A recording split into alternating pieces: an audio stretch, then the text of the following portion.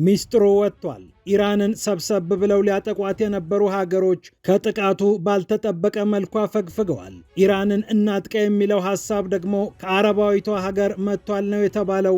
በአረቦቹ መሃል እጅግ ያልተጠበቀ ስንጥቃት ተከስቷል። ኢራንም በመሃሉ ታላቅ ድል ተጎናጽፋለች ነው የተባለው። የአረብ ሀገራቱ ተነስተው ኢራንን እንዲያጠቁ የታቀደውን ዕቅድና ይዞት የመጣውን አስገራሚ ዝርዝር እንመለከተዋለን። በሌላ በኩል አሜሪካም እስራኤልም መታን እያሉ ነው። የአሜሪካው ፕሬዝዳንት ዶናልድ ትራምፕ የአሸባሪውን ቡድን ቁልፍ ወታደራዊ አዛዥ ደምስሰነዋል ብለዋል። እስራኤል በበኩሏ ደግሞ በጋዛ የሐማስ ወታደራዊ አለቃ ላይ እርምጃ ወስጃለሁ ብላለች።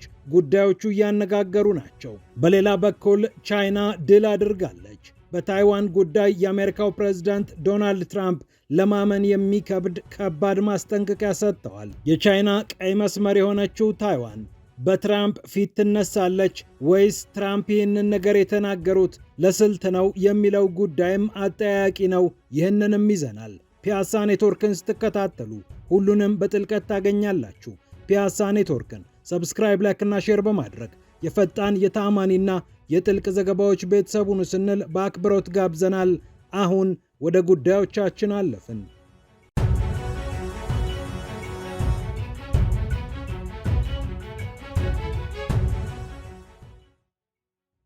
ሚስጥሩ ወጥቷል።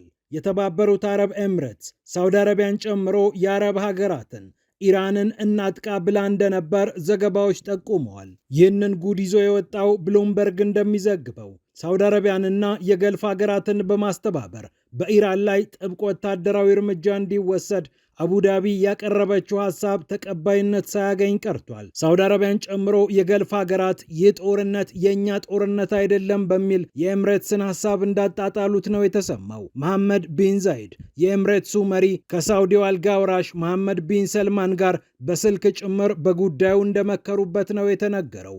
ሁለቱ ሀገራት በየመን፣ በሱዳን በተለያዩ ጉዳዮች የማይግባቡ ቢሆንም በኢራን ጉዳይ ላይ ግን መጀመሪያ አካባቢ የተስማሙ ይመስሉ ነበር። ሁለቱም በጥንቃቄ ነገሮችን መመልከትና ማየት እንደሚፈልጉ ነገራቸው ያሳብቃል እንዳልተባለላቸው ልዩነታቸውን አቻችለው በስልክ እስከ ማውራትም ደርሰው ነበር።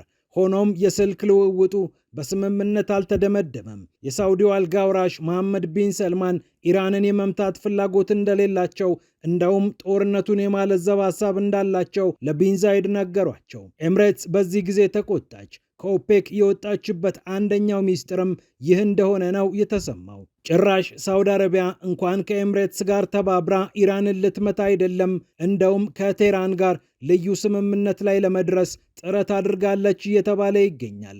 ፋይናንሻል ታይምስ ደግሞ ይህንን ጉዳይ ሰፋ ባለመልኩ ዘግቦታል። ሁለቱ ሀገራት አንዳቸውን ላለመውረር ወይም ላለማጥቃት ነን አግሬሽን ፓክት ሊፈራረሙ እንደሚችሉ ነው የተነገረው። 1975 እንደ አውሮፓውያን አቆጣጠር ላይ የተመሰረተውን የሄልሲንኪን ስምምነት መሰረት አድርገው አውሮፓ በቀዝቃዛው የዓለም ጦርነት እርስ በርሱ እንዳይታኮስ ያደረገውን ስምምነት ለመድገም ይፈልጋሉም ተብሏል። ኢራንም ለሳውዲ አረቢያ እየደወለች ኤምሬትስን ብቻ ነው ምቀጣት፣ እናንተ ላይ ያለኝን ነገር አነሳለሁ እያለች እንደምታስተባብርም ተሰምቷል።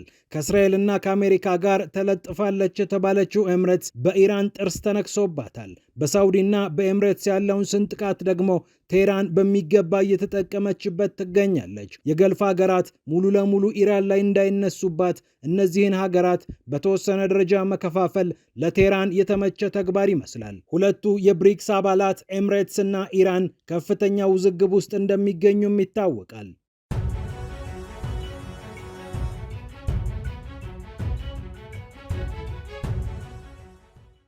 ይህ እንደተጠበቀ ሆኖ ትራምፕም ኔታንያሁም መተናል ብለዋል። የአሜሪካው ፕሬዝዳንት ዶናልድ ትራምፕ የአይሲስን ሁለተኛ ሰው ገድለነዋል ብለዋል። አቡ ቢላል አልሚኑኪ ይባላል።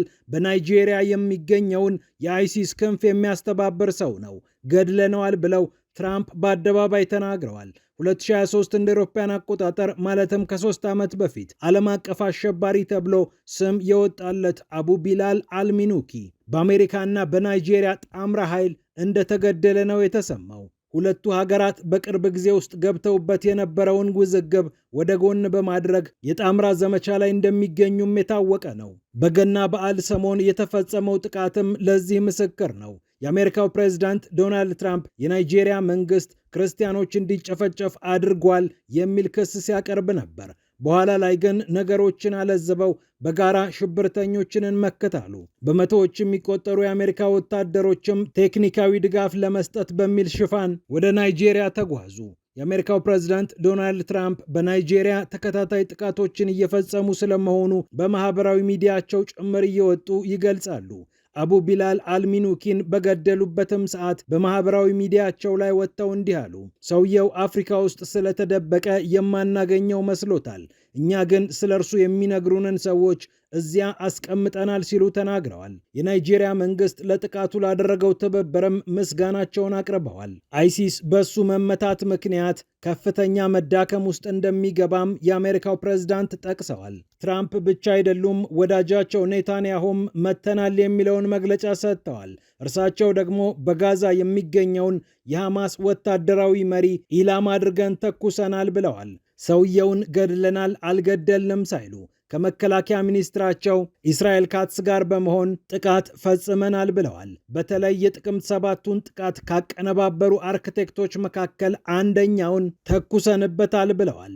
ኔታንያሁና እስራኤል ካትስ መተነዋል ወይም ተኩሰንበታል ያሉት ኢዘዲን አልሃዳድን ነው። ኢዘዲን አልሃዳድ የሐማስን ወታደራዊ ክንፍ በጋዛ የሚመራ ሰው እንደሆነ ይነገራል። የጥቅምት 7ቱን ጥቃት ካቀነባበሩ ካስተባበሩና ካስፈጸሙ ሰዎች መካከል አንደኛው ነው ይላሉ ኔታንያሁ ስለ አልሃዳድ ሲናገሩ። በጋዛ ምዕራባዊ ክፍል የተፈጸመው ይህ ጥቃት እርሱም ብቻ ሳይሆን ሌሎችንም ስለመምታቱ እስራኤል አሳውቃለች። ከፍልስጤም የሚወጡ ዘገባዎች ደግሞ ሲቪሎች በጥቃቱ ተጎድተዋል እያሉ ነው። 78ኛውን የናቅባ መታሰቢያ እያሰበች የምትገኘው ፍልስጤም ከእስራኤል ተከታታይ ጥቃቶችን እያስተናገደች ትገኛለች። በተለይ ጋዛ አሁንም ከአየር ጥቃት አልዳነችም። እንደ አውሮፓውያን አቆጣጠር 1948 ላይ እስራኤል ስትመሰረት 750 ሺህ የሚሆኑ ፍልስጤማውያን ከቤታቸው መፈናቀላቸው የሚታወቅ ነው። ይህንን ክስተት ፍልስጤሞች ናክባ እያሉ ይጠሩታል። ታላቅ ጥፋት እንደማለት ነው።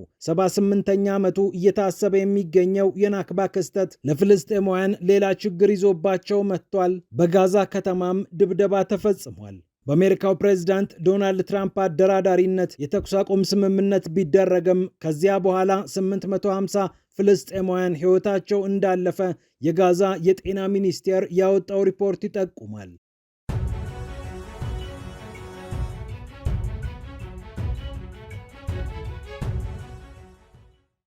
በመጨረሻም የአሜሪካው ፕሬዝዳንት ዶናልድ ትራምፕ ታይዋንን አስጠንቅቀዋል።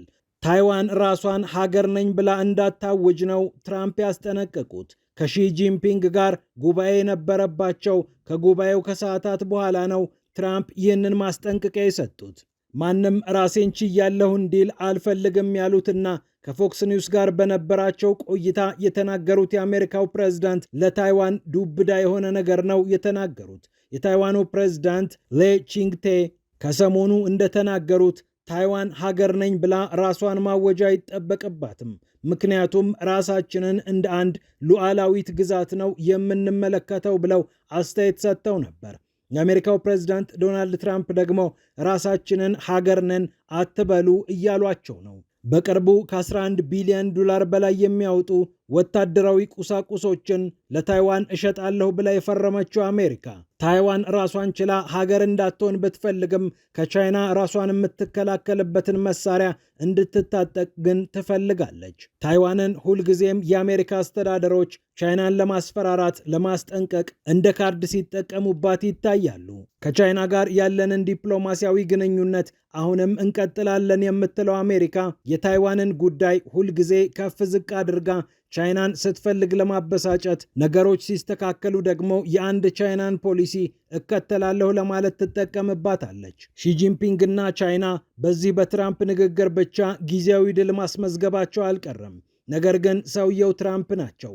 ሐሳቤን ቀይሬያለሁ፣ እንዲያስቤ ነበር፣ አሁን ትቼዋለሁ ማለትን አስለምደዋል። ለጊዜው የቻይናውን አቀባበል ድባብ ላለማበላሸት ብዙ ነገር ሊናገሩ ይችላሉ። በጎን መሳሪያ መሸጥ፣ ቻይናን መፈተን ግን በቀጣይ ሊሰሯቸው የሚችሉ ስራዎች ሊሆኑ ይችላሉ። ነገ ከሺ ጂንፒንግ ጋር ቢኳረፉ አሊያም ቻይና ብታስቀይማቸው የታሪፍን የታይዋንንና ሌሎች ካርዶችን በመምዘዝ ከቤጂንግ ጋር መጋፈጣቸው የሚቀር አይደለም። የቤጂንጉ ጉብኝታቸውም መከባበር ላይ መሰረት ያደረገ ቢሆንም በፖሊሲ ደረጃ የገለበጠው ወይም የለወጠው ትልቅ ነገር የለም። አሜሪካ በፕሬዝዳንቷ ጭምር በቻይና ላይ ያለኝን ፖሊሲ አልቀየርኩም እያለች ዲፕሎማሲያዊ ንግግሯን ጠንከራ አድርጋለች። 9500 ማይል ወይም 15000 ኪሎ ሜትር ገደማ ተጉዘን ጦርነት ውስጥ መግባት አልፈልግም፣ እኔም ነገሩን ማረጋጋት እፈልጋለሁ፣ ቻይናም ነገሩን ማረጋጋት አለባት ሲሉም ተናግረዋል። ፒያሳ ኔትወርክን ስትከታተሉ ስለቆያችሁ ክብረት ይስጥልን ብለናል። ፒያሳ ኔትወርክን ሰብስክራይብ፣ ላይክ እና ሼር በማድረግ የፈጣን የተአማኒና የጥልቅ ዘገባዎች ቤተሰቡን ስንል በአክብሮት ጋብዘናል። ሰላም ለዓለማችን።